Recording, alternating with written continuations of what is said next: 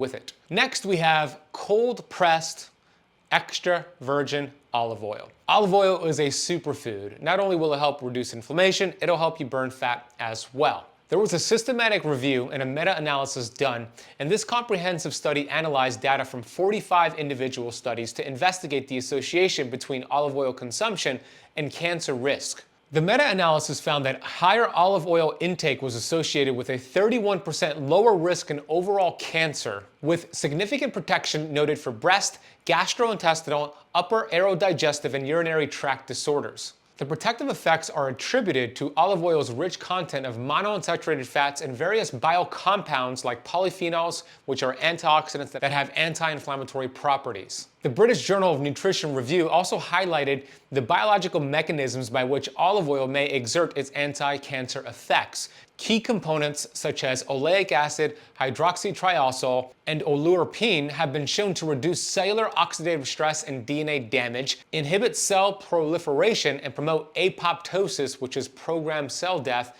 in cancer cells. Olive oil is also great for raising your HDL cholesterol. I want you to think of HDL as your arteries janitorial system. Clear out the plaque and the buildup in your arteries. We want a good amount of HDL cholesterol in the body, and the healthy fats in olive oil help to increase HDL, activate that janitorial system, and clear out the plaque from your arteries. Now, what did the study say with olive oil and fat loss?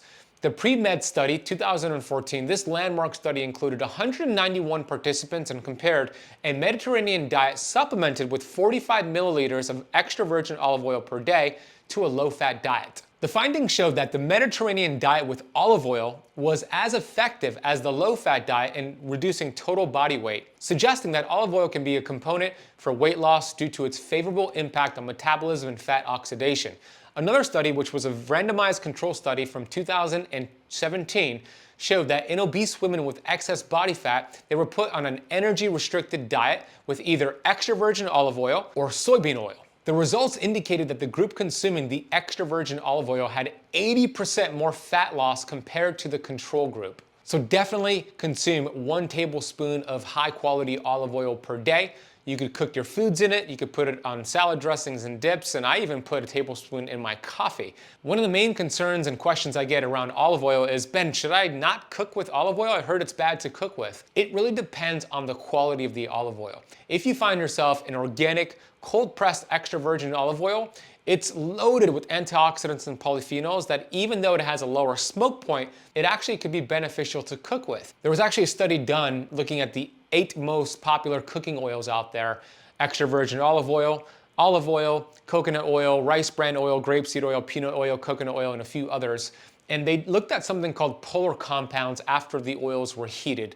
They used 2 different trials where they heated it up at 364 degrees Fahrenheit and then over 400 degrees Fahrenheit. And what they wanted to see is how much polar compounds did the oils produce when they were introduced to heat. What are polar compounds? These are inflammatory properties that break down the fats and create inflammation in our body. So we want the least amount of polar compounds. And this study actually showed that olive oil produced the least amount of polar compounds even at high temperatures.